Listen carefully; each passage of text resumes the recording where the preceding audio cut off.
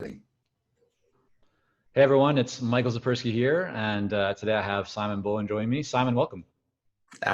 Pleased to be here. Yeah. So Simon, all types of organizations from the Fortune 500 to the military hire you. You're known for improving, sales, really helping people to communicate their strategy and their thinking visually.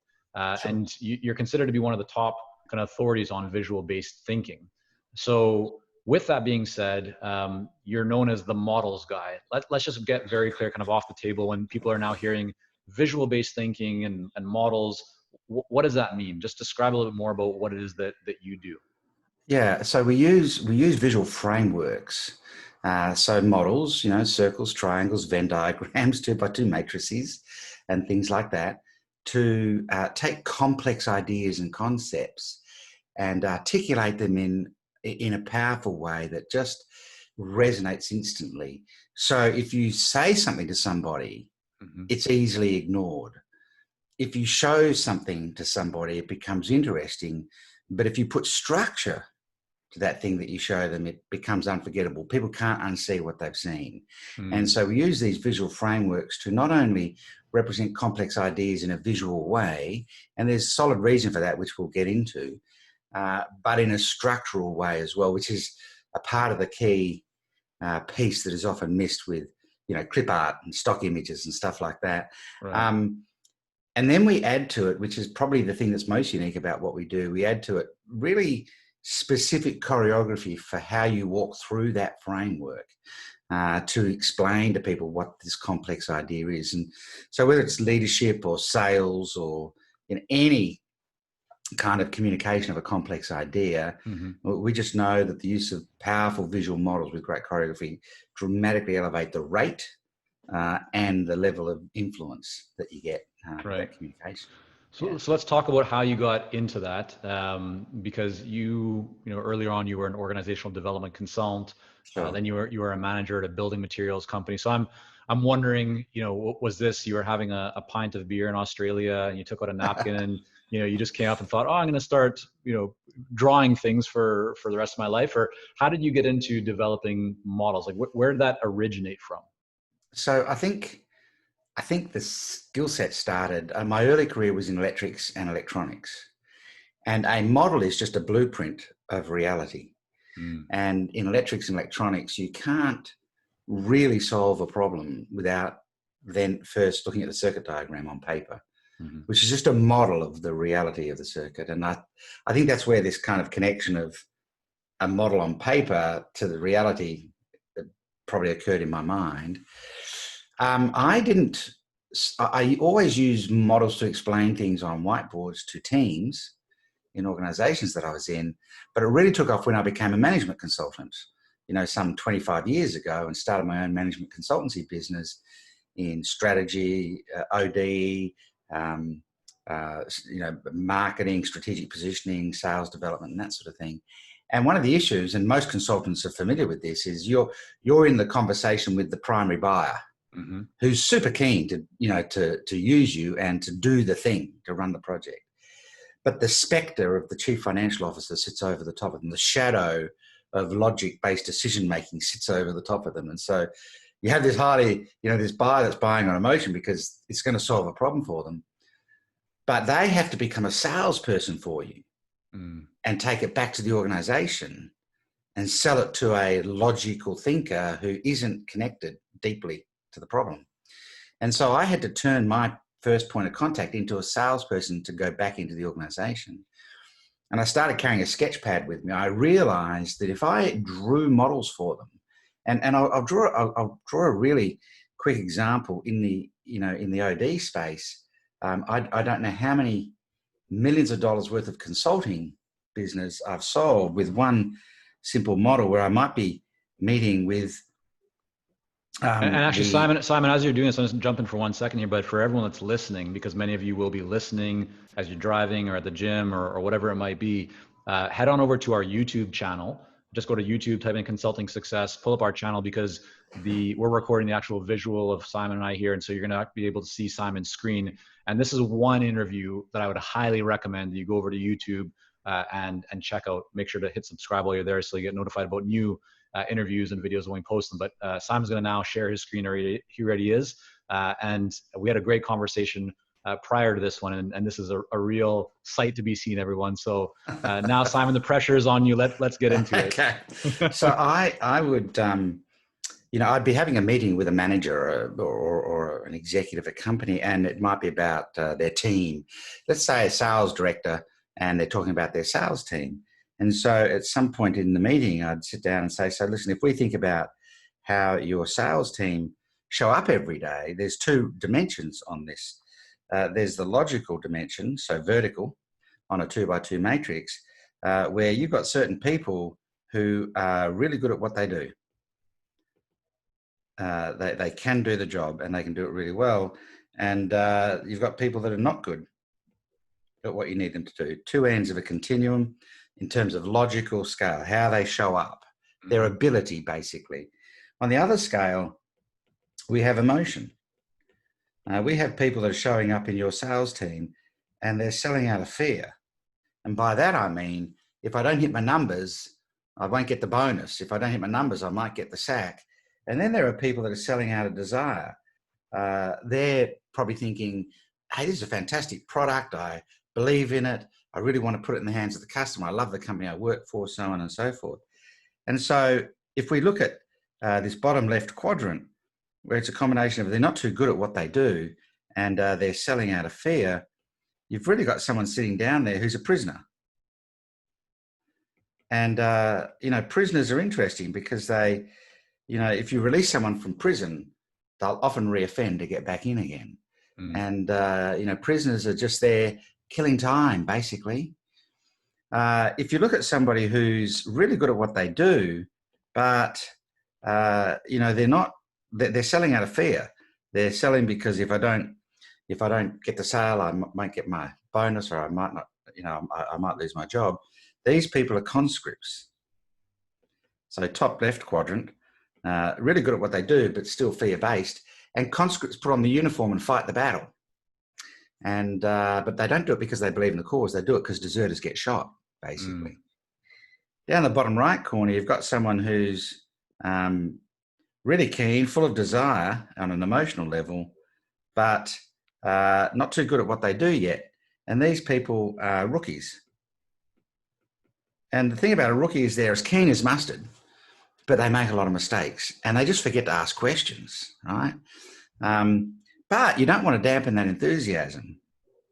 And then there are people up in this top right quadrant, this dark green quadrant, that are volunteers. These people, top right quadrant, they're really good at what they do, and they are full of desire. They want to go out and sell and make sales and serve the company. And so then my conversation would kind of go to, so if we think about the percentage of people in your team to the left of that line who are selling out of fear versus those are to the right, they would often go, it's about 30% desire-based, 70% fear-based. And the percentage that are really good and the percentage that are not too good. And interesting enough, they often go about 50-50, which in itself tells me something about the organization. So this is becoming diagnostic of their sales team. And so we've got about 35% of your organization in prisoners, 35% of your sales team in conscripts. And we've got about 15% in volunteers and 15% in rookies. On that basis, does that feel about right? And they'd go, oh my goodness. But I feel like that's exactly right. And so then I can have a conversation about, so we need to, first of all, we need to do something about the conscripts. And they would say to me, well, what about the prisoners? And I go, the problem with the prisoners is their major objective in life is to pull the rookies over to them because there's safety in numbers. Your major objective should be to make sure the rookies attach to the volunteers and move up. And the conscripts are where your nearest results potentially lie. So why don't we run a project to change those numbers and push as many people as we can into the volunteer quadrant?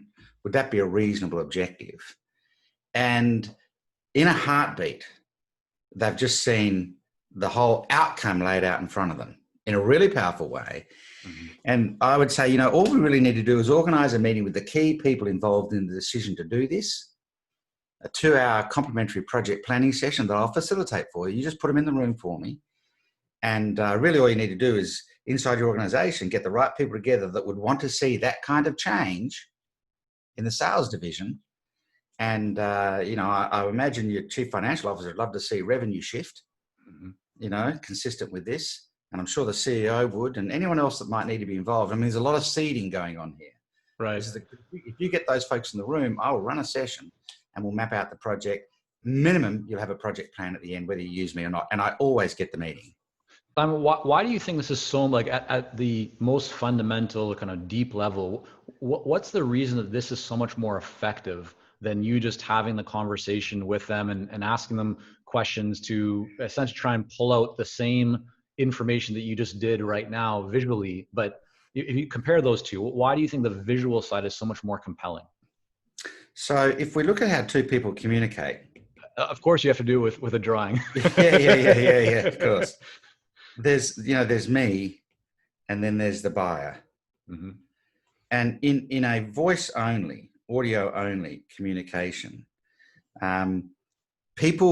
language is the most abstract concept we have, right? And words have to be perceived. That we hear them, and then we have to perceive what is meant by them and figure out our understanding. And we're not really figuring out an accurate understanding. We're figuring out our own understanding of it. Pictures are just received. We see it, we get it. Mm-hmm. And so there's far less interpretation required. So for me to walk through that matrix that I've just done in words only, and even in a typed document, would be pages of text and a lot of perception going on. Mm-hmm. For me to walk through it like I just did then with some really clean choreography, that's just received. They look at it and go, look at those numbers. And so what happens is when you have two people in conversation face to face, it has tension. Mm-hmm. And particularly in the sales process, the customer always feels under pressure. It's only humans that create pressure in the sales process. So when two people are face to face in a conversation, the buyer is feeling some pressure because there's a decision that they know they're going to have to make. Mm-hmm. And so, you get kind of attack and retreat, or, in this face-to-face conversation. And we all know that the facilitation triad is to put a mediator between two people, and that mediator can facilitate conversation. Well, you can't take a mediator with you into a sales conversation or into a conversation with your team. But we did realize that if we put a model in between two people, the model acts as the mediator. People will share information with you to fill in a model. That gives you intel. So everyone always tells me their percentages. That gives me intel that I can now start to use in the conversation. And it allows me to share insight back to them, which gives them education. And it actually gives them a physical blueprint for the brain. It's exactly the same, Michael, as going to an architect saying, can you build me a house? Right. And the architect will say, well, I've got to draw you a floor plan first so you can picture it, right? Mm-hmm. And so when we put a model into the conversation, it elevates the conversation. So if you imagine there's two people across the baseline of a triangle having a chat, and you put the model at the top peak of the triangle, that model pulls the conversation up. Right. And in fact, now it's not two people face to face, it's you and me side by side looking at this model together. And it changes the dynamic. But there are a couple of models that I could draw if we have the time that really catch the essence of the theory behind this. Well, let me ask you a question before we move on, Simon. Let's move through first. Yeah. Yes. So can the visual, like, how important is it for, in this case, the consultant to be drawing the visual with the buyer in front of them compared to them coming with the model already predefined? It's already filled in. So just talk about that a little bit. So we've done lots of testing on this, but the simplest expression is when you draw people in. So, and a simple way for people to assess this is What are people more interested in? Someone clicking through a set of PowerPoint slides on a video on YouTube, or one of those hand-drawn whiteboard videos on YouTube? Mm-hmm. And that kind of answers the question. There's something organic about it being drawn in front of you. Mm-hmm. Humans are analog, not digital. And so we like to see the shades of things unfolding. And when you hand draw from a blank sheet of paper, there's a few other subtle kind of subconscious things going on. When you sit in front of somebody and you bring a pre-made model, or you're using PowerPoint and you're clicking through it, mm-hmm. they're looking at it and they're going, oh, that's an interesting model, but somebody else could have built it. Right. Or it could, or you've learnt it, mm-hmm. or you're using that model or the PowerPoint to give you cues so you remember what you want to go through with them. It also still almost seems like one-sided. It's not Correct. done in collaboration, right? Which is what Correct. the whole conversation should be about. Absolutely. And when you hand draw, a few things are going on. When you hand draw from a blank screen or blank sheet of paper, there's no doubt you know what you're doing, because you've created this off blank. Right. And I quite often will let people label the sections of the model. Like I might say, hey, so, if someone's not great at what they do and they're really fear-driven, what would you call that quadrant?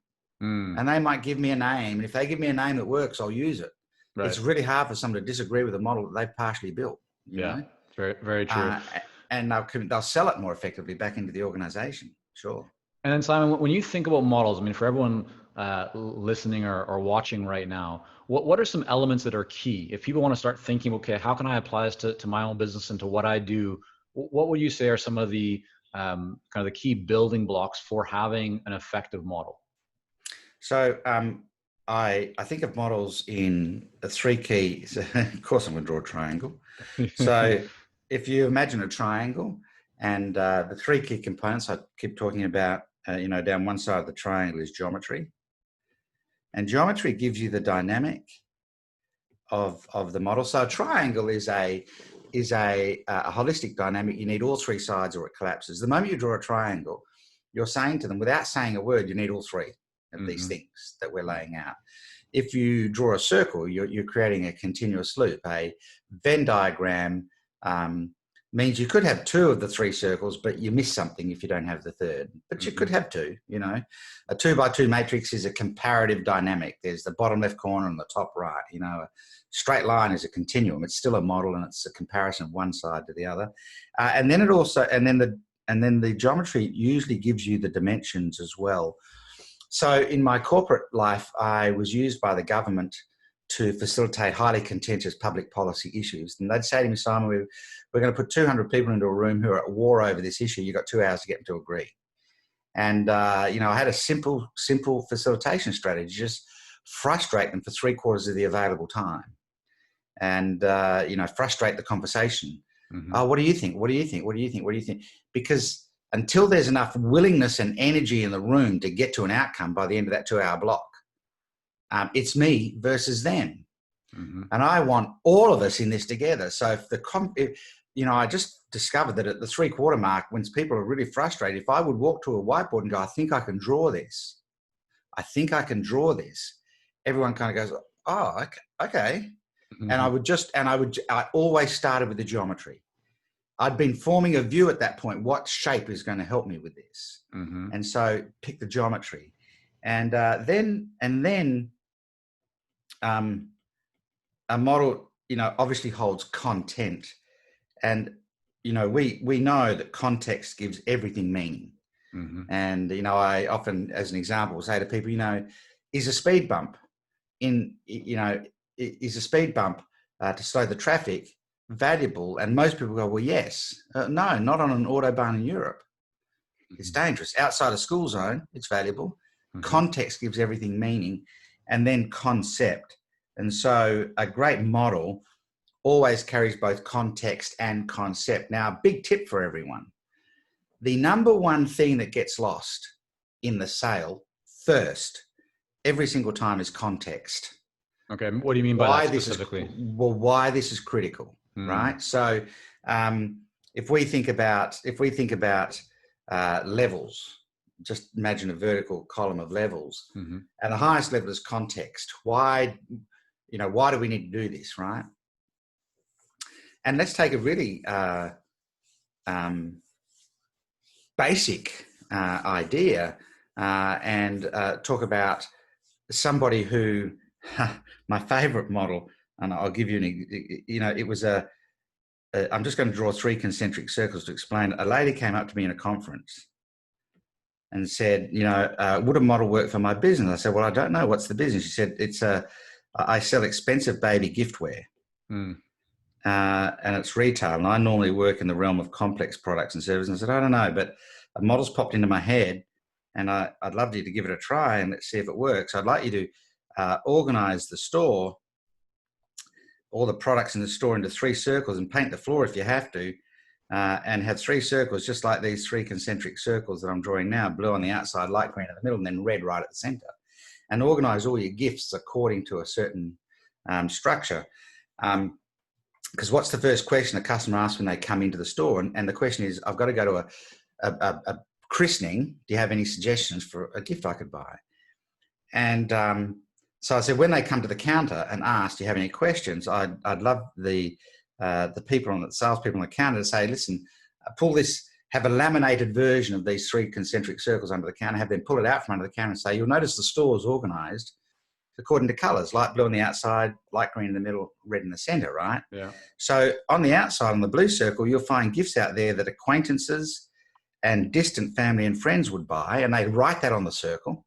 And those gifts are between $50 and $150. In the light green circle, you'll find gifts that close friends and family would buy, and they range in price from $150 to $250.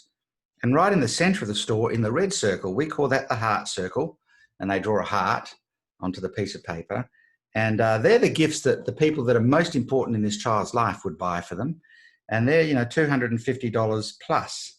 And here's the punchline. Tell me, what is your relationship to the child? Because what's in this model is context. The context is, why are people buying a gift for a child? And why do they want to know, what should I buy? That's the context of the sale. Why would they even ask, what should I buy? And because the context, when people are buying a gift for a couple, for a child, the context is ego. I want them to remember my gift, or I don't want to buy a gift that's crappy, or I don't want to buy a gift that is the cheapest gift on the table, or the context is ego. So without even talking about it, we've got context smack bang in the middle of the model. And then the concept is you buy a gift according to your relationship with the child. And then she said, and after she started using it, I said, how was it going? And she said, it's funny. People will say, my staff would say, what's your relationship to the child? And they'd say, oh, I went to the university with the mother. They say, oh, you're in the blue circle. You're in the outer circle where acquaintances and distant friends would buy it. And they go, no, I've got a much closer relationship with the mother. I'm in the green circle. I'm not in the 50 to 150 circle. I'm in the 150 to 250 circle. So I should buy something from there, because the model carries context. Why are they buying this? Embedded into the model, and concept. Now, this could be consultancy. Just as a quick throwaway, this could be, hey, what are you looking for in this solution that you're trying to find for your sales team? Outer circle. Are you looking for an off-the-shelf solution? Are you looking for a hybrid between a standard training package and some customization? Or are you looking for a bespoke solution that's really going to double down on exactly what you need and turn your sales team into the best performed sales team in the industry? What kind of solution you're looking for? And most people go, I want the center. Okay, so the only conversation then is whether the budget's going to stretch that far, right? And they go, yeah, that's true. Right, why don't we design a solution that's bespoke and then see how that matches up with your budget? Now, that's a really healthy place for a consulting conversation to start. Yeah. And what's embedded in that is context. I want the best sales team, or I want the best solution, or we deserve bespoke. And the concept is you can have off the shelf, we've got that, but you're probably going to want, a really customized bespoke consulting solution here. I mean, 3 concentric circles can change the entire conversation. And so it's a target, of course. The geometry says you can float around the outside, or you can be right in the middle of this thing. The geometry paints a really clear picture. So yeah, what's And the then, third part, Simon? Because there's so much good stuff that you have, and I know we could just keep going over and over. But I yeah, want to respect so, your time here. So so what's the third part of the triangle? the third part is, and it's probably what we've become known for, is the choreography of the model. So how you walk through it. Mm, And choreography is two things: the pathway. A model should have a clear direction. The direction of this model is, from geometry to content to choreography. mm-hmm. And then we consciously build these punchlines into the model. So I've studied stage magic and comedy as well, because they are two of the most engaging forms of entertainment. Mm, And it's all about the punchline. Everything is a setup for the punchline. mm-hmm. This mic drop moment where you're simply saying to them, so what are you looking for? An off-the-shelf solution, a hybrid that's somewhere in the middle, or a bespoke solution where we create a strategy that's going to give you the highest performing sales team in your industry. Boom. And I'll just leave that with you. You choose. It's your call. Tell me, what's the relationship with the child? Mic drop. And so it's a punchline moment is this complete shift of paradigm that instantly highlights this blind spot the person's had, or this kind of unseen but obvious thing once it's shown, and once exposed, it can't be forgotten. And so we work really hard at thinking about how we walk through a visual framework, and in the sales process itself, we've created an entire sales system with models. So both, a really kind of robust process with models placed all the way through. And so we have a set of models that we know work and are tested. The flagship model, which we spoke about on our last call, is the genius model. Sitting between vision and mission and delivery is organizational genius. And we can capture the genius of an entire organization in one framework that takes about 7 to 11 minutes to walk through. And so we've got people selling, $100, $200 million ship construction, and people selling a $2,000 advisory service off a genius model. So, the thinking needs to go into the model beforehand. Right. And that allows you to be really adaptable in the choreography. It's pre-thought. So Simon, we're going to make sure that people can learn more about, Sure. your company, and there's a lot of stuff they can dive into. I want to take us back to your story a little bit here. Yeah. So once you started to build this out, I mean, you went from running your own consulting business to really kind of doubling down and focusing on the models method and your company right now, which is what you do exclusively, right, with different types of businesses, really helping them to develop these models, the choreography, and all that.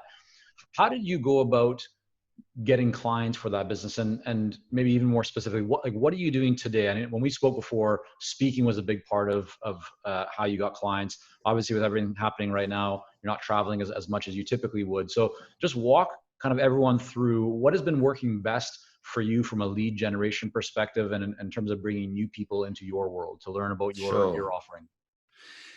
Yeah. So we're discovering that we're a bit of an anomaly. I don't use any paid advertising. We use LinkedIn really, really actively, and not the private messaging, but posts specifically. Right. I post every Monday, Wednesday, Friday morning. Okay. And that's you posting? Your team helps with that, or how does that approach work? Well, I will have created the post. Okay. My team will help with that, but I create the post. I draft a whole series of comments that would be appropriate for the post that members of the team can use. So if I'm tied up on something, right. Then the members of the team can also post to that. We'll typically put that post into Facebook on the same day, and we use our list really proactively. We communicate with our list every week. Yeah. But there's it's a good question. Is it me or is it the team? So two things are really working. One is the models themselves.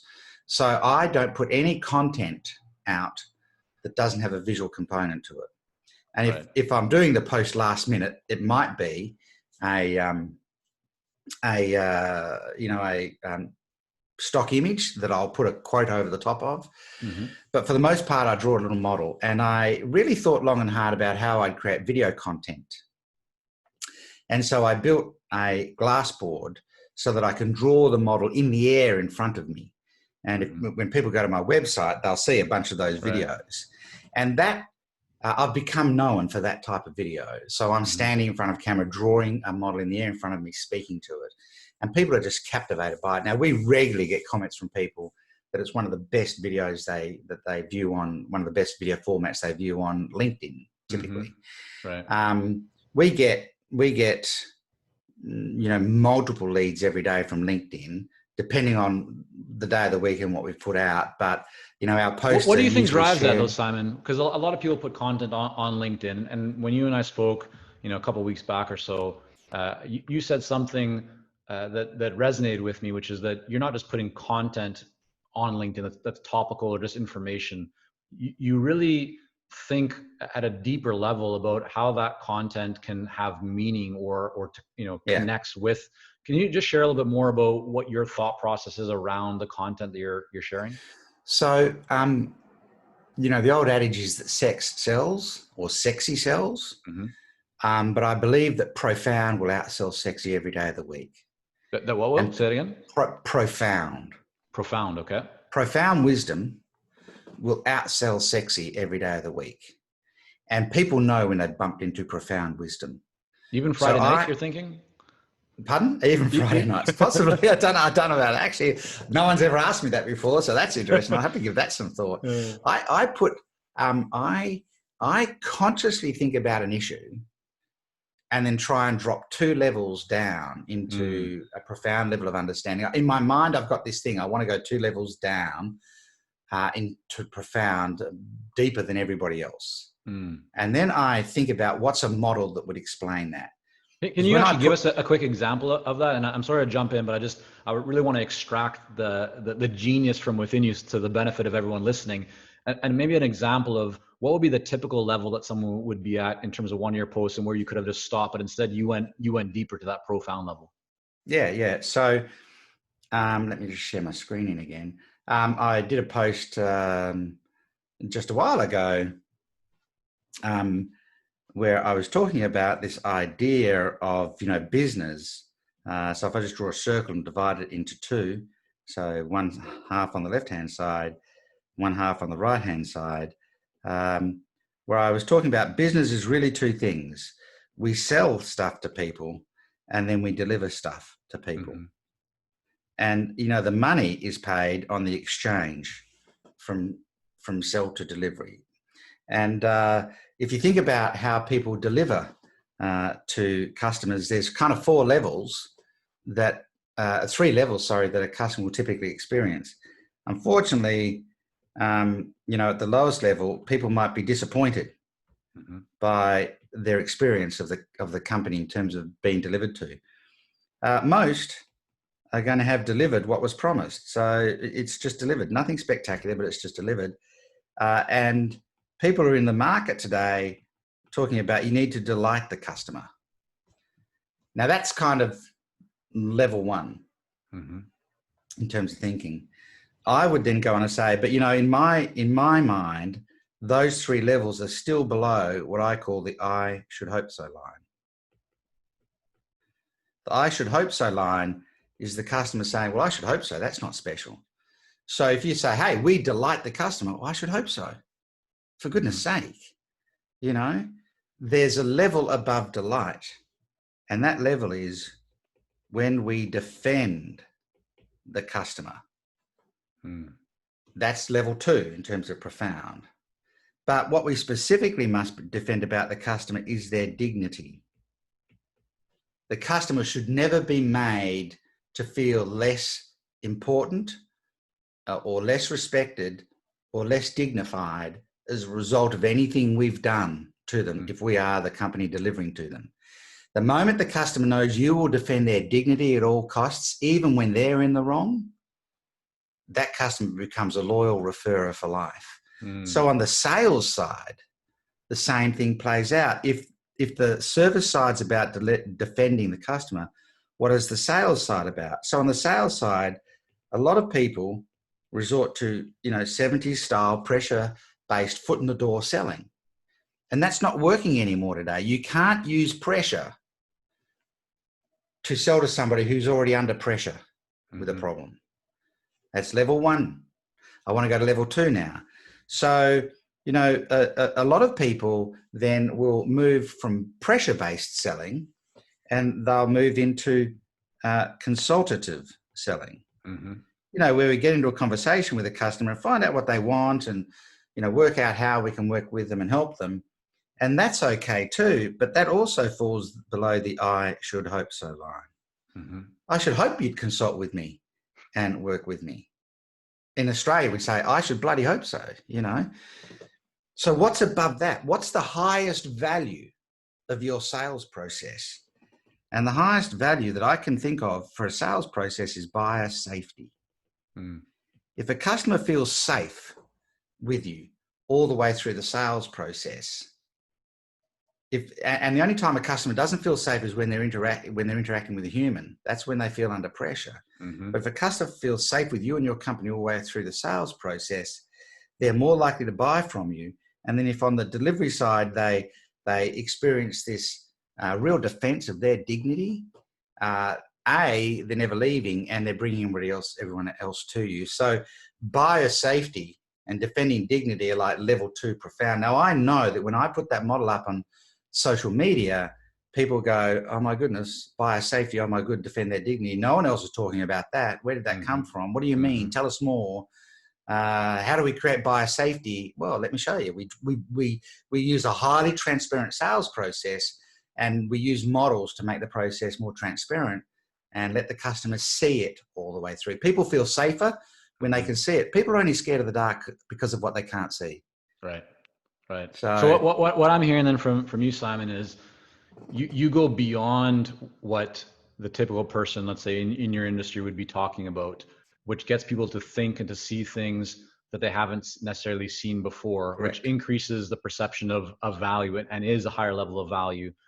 And then what you're doing is you're tying it to, you know, to your offering or your area of expertise, but not in a you know, kind of persuasive, you know, pushy kind of way. It's just that it seems like that is the logical next step. It's like, yeah, that makes complete sense, and that's what gets them to reach out to you. Would that be accurate? Yeah, or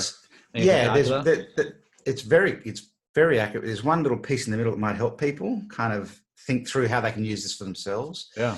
So I consciously think about things at the deepest level I can possibly push it. You know, that might mean I've got to read some stuff, but what it means is I observe a lot. I spend a lot of time thinking about the stuff I do.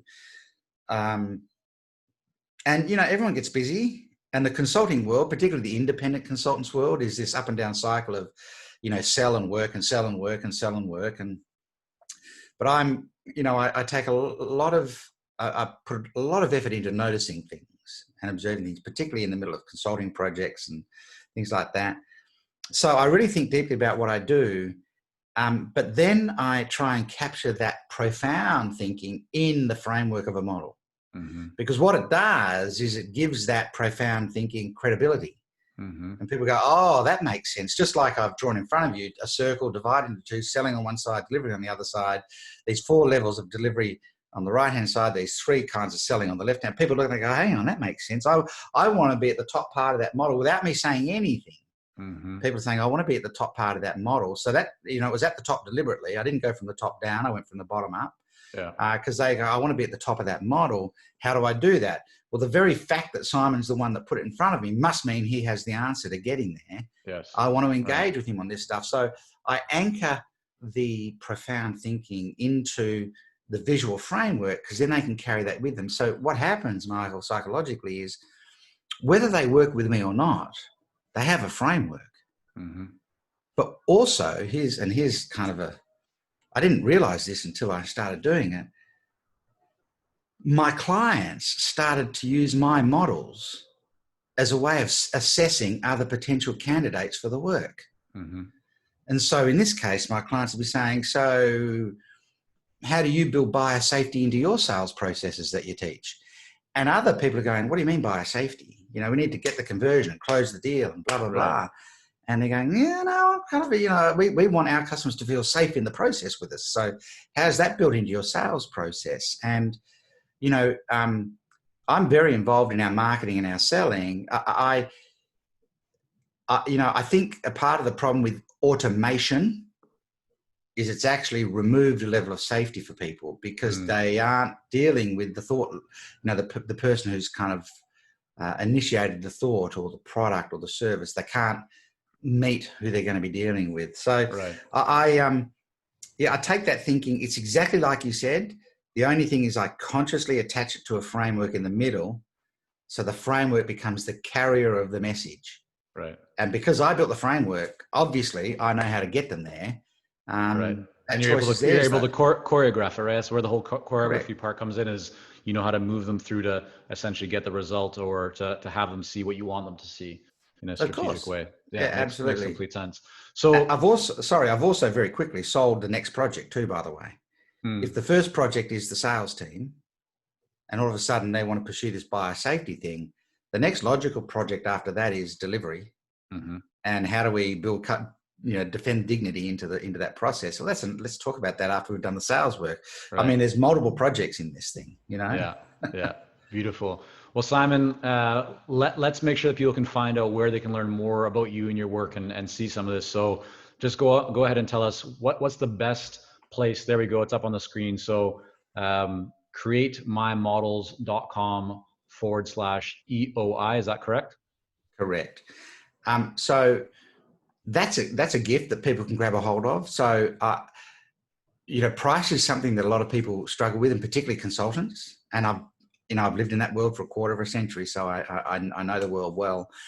And I've been using the bell curve, just the simple bell curve, to completely reposition on price really early in projects, and actually have the client eliminate lowest price as an option for themselves as a part of the scoping conversation using a bell curve. And so if people go to createmymodels.com/EOI as in expression of interest, they can get a video of me walking through the bell curve with the choreography and a little 7-point checklist so they can set up the bell curve for themselves to use in their own sales conversations, just to take lowest price off the table. It will take lowest price off the table instantly, based on the customer's ego saying to them, well, we want a better solution than cheap, Yeah. The other place people can go to, and they can see some of the glassboard videos that we make, because the way you show up, particularly in social media, in today's world, you've got to show up differently. The greatest innovation potentially in most companies is how we market and sell. And if they go to modelsmethod.com, there's also a useful download on the homepage, but there's a bunch of quick videos on there where they can see that glassboard in action and get a bunch of other models, a value model and that sort of thing on the website as well. And of course, if people want to reach out to us from the website, they can, and we can let them know more about what we do as well. Yeah. Wonderful. Simon, thank you again so much for coming on. As always, I always enjoy these conversations. And it's just a really fresh perspective that I think many people are not familiar with. And so definitely want to encourage everyone to check this out, learn more about Simon and his work. So again, Simon, thanks so much. Oh, it's a pleasure, Michael. It was lovely spending the time with you.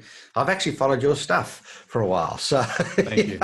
It was, and I appreciate what you're doing, and particularly for an industry that's important to both our hearts, I'm sure. So I'm thrilled to actually have been able to help in this way.